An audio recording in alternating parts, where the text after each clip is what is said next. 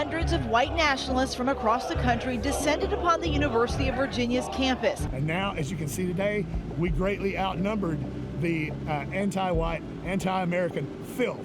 And at some point, we will have enough power that we will clear them from the streets forever. When the driver of this gray Dodge mows down a group of marchers who were protesting the rally. 19 people were injured.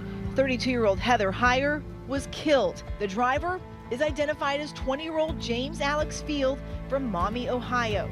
Just before the attack, Fields was caught by our ABC cameras chanting a message of white power. After attending a Bible study class for an hour, the court documents say he stood up and pulled out a handgun and began shooting. Roof revealed that he had been planning the attack for some time and that he chose the church because it was an historic African-American church. "I do not regret what I did," he wrote. "I have not shed a tear for the innocent people I killed." When two young women, one of them wearing a hijab, boarded the train, Jeremy Christian immediately went on a hate-filled tirade. A man identifying himself as Jeremy Christian is shown here at a freedom of speech rally last month, giving a Nazi salute and yelling racist expletives. Two men stepped in trying to calm Christian down. The suspect then pulled out a knife and attacked them.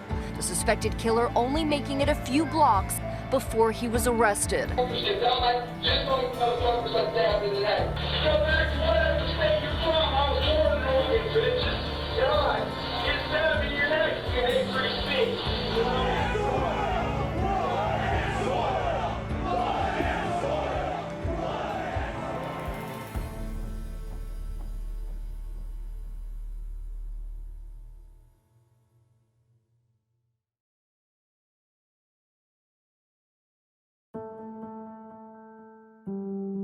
Images of the 2017 Unite the Right rally in Charlottesville, Virginia were many Americans' first exposure to modern right-wing extremists.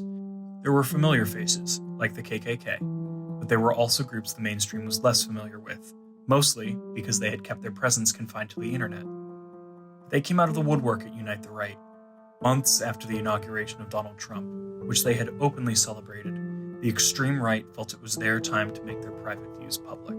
The League of the South is a hate group. It's a group of neo-Confederates, essentially. The Proud Boys are a all-men's group founded by Gavin McInnes. They're kind of a bizarre group. They have a lot of weird folk ways, and they're kind of like a pro-Trump street gang. The American Identity Movement, it's a rebranded Identity Europa. White identitarianism is like white supremacy with different messaging. These people will not look straight at you and say white power. They're just going to kind of dress it up in these euphemisms. You know, the way that translates into governance is a white supremacist ideology. These are Will Sommer and Jared Holt, investigative reporters with the Daily Beast and Right Wing Watch respectively. They've been on the right-wing extremism beat for years, and we'll hear from them throughout this piece. Hopefully through informing the public and exposing these groups and people with investigative reporting, we can lessen their ability to impact society the way that they would seek to. I came to them with a question. Why would a right-wing extremist seek ties to law enforcement?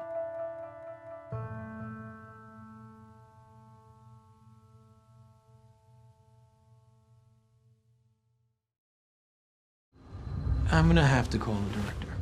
That's okay. This question didn't come from a comic book movie. Hail Hydra. And it's not unique to our time either. Some of America's first organized law enforcement were groups of slave catchers. Law enforcement has a thoroughly documented history of enforcing racist laws, both written and unwritten. Allegations of racist policing remain an issue, as the discovery of officers with race or religion-based biases continues to threaten law enforcement's often fraught relationship with the American public.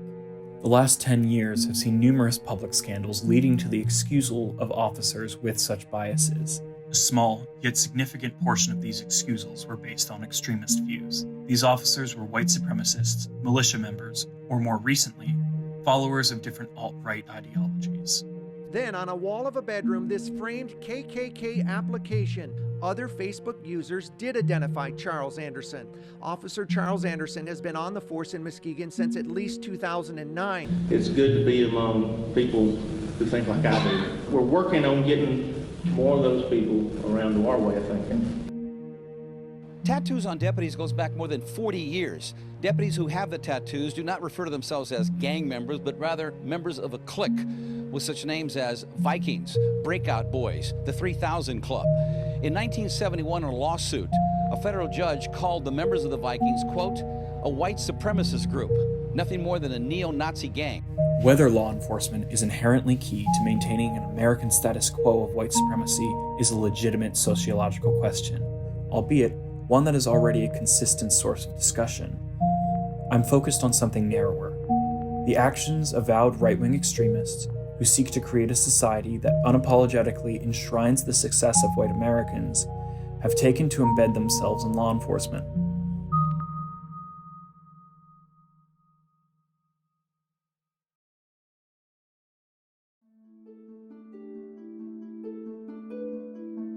In 2006, the FBI's Counterterrorism Division wrote an intelligence assessment that labeled white supremacist infiltration of law enforcement as a serious threat. This document, released in 2014, is heavily redacted. What remains shows that the FBI had reason to believe that infiltration efforts were a pressing concern. 3 years after that assessment's creation, a counterterrorism expert with the Department of Homeland Security published a similar report. The analyst, Daryl Johnson, focused on the inauguration of the nation's first black president as a potential source of right-wing violence. GOP strategist Andrea Tantaros calling it an attempt to silence the right. Andrea, good to see you. Thanks for being here. When the report was made public, it faced backlash and condemnation by national conservative leadership, and the DHS, under pressure, contested their analyst's paper. Soon after, Johnson's small team, which was dedicated to the analysis of domestic terror threats, was dissolved, and he left the department. I'm standing here today in disbelief that this threat is still ongoing 10 years after I wrote that report warning of the rise of this threat. There's obviously a lot of things about law enforcement that would be appealing for extremists. Obviously you get a lot of power. You have a lot of power that's really unchecked, especially against minority groups if these are white supremacists. You get access to firearms training.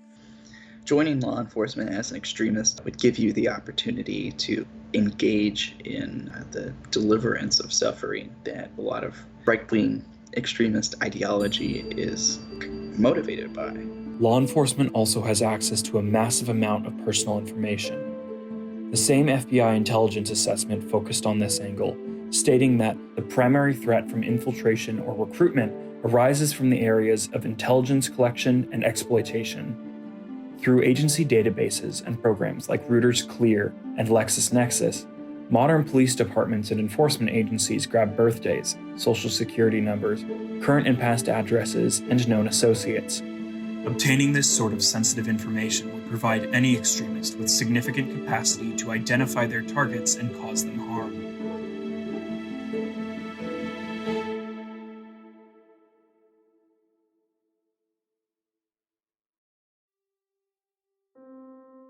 In December of 2016, this capacity was demonstrated. I want to talk to you about a medium-sized resort I own.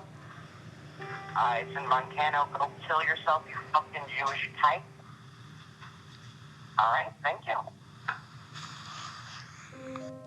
Whitefish, Montana real estate agent Tanya Gersh's personal information was published on the Daily Stormer by neo-Nazi Andrew Anglin.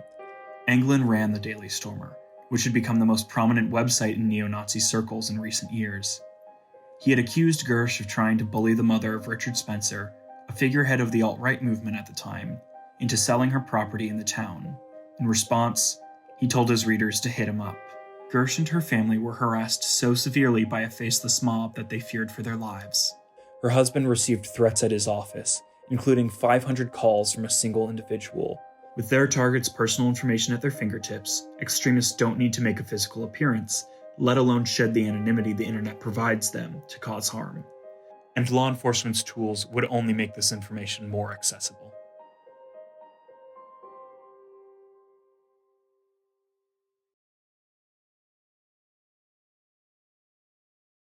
With this inside access, a violent extremist could pose a terrifying threat.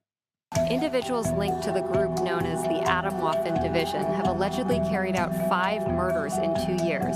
Atomwaffen is very closely tied to a neo-Nazi named James Mason. He authored a series of newsletters that were compiled in a book called Siege. What James Mason advocated through his writings was this accelerationism idea that if white supremacists are to enact their agenda in the United States, they are not going to do so democratically.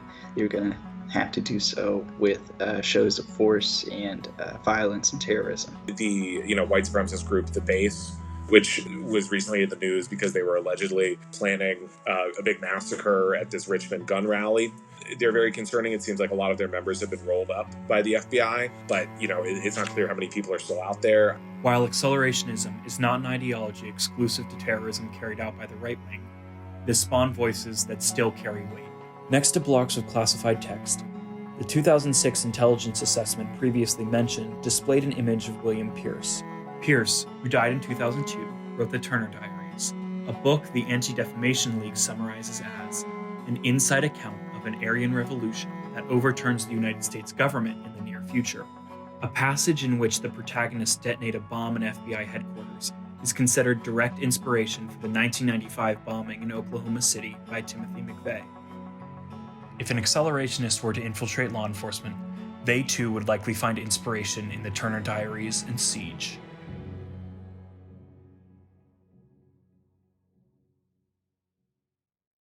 The white race is being bred out. Other races have more children. While stories of extremists in law enforcement aren't common, that doesn't mean we shouldn't be concerned. A lot of these kind of extremist groups, they want to infiltrate mainstream society.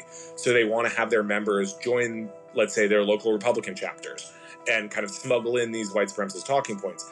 But if your identity's known and people can say, here's this guy saying racial slurs and, advocating for, genocide. I love these guys. Dude, we're gonna rule the country. White power. White fuck power. The niggers. Yeah. Fuck the Fuck them niggers. all. Fuck them all. That's right. They're going to be in trouble, and that's not going to work. The people who are outed as members of these groups suffer some pretty intense social consequences. People will lose jobs. People will have issues with their families. People will get deplatformed from whether it's banking or website hosting or social media. In the FBI intelligence assessment, the Bureau discussed ghost skins. Designed to conceal their true nature, extremists would craft public personas that were socially acceptable. We can also learn from officers who are discovered to have racist views. In this day and age, many of these discoveries are made through problematic social media posts, emails, and text messages.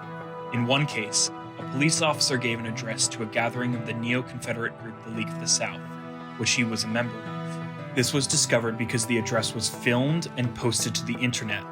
What about the extremists who follow instructions from leaders, or even basic common sense, to keep their views hidden? If it took a team of investigative journalists to expose a League of the South member, who claimed his department knew of his affiliation before his hiring, we have to confront that the officers making little to no attempt to conceal their prejudices may just be the tip of the proverbial iceberg.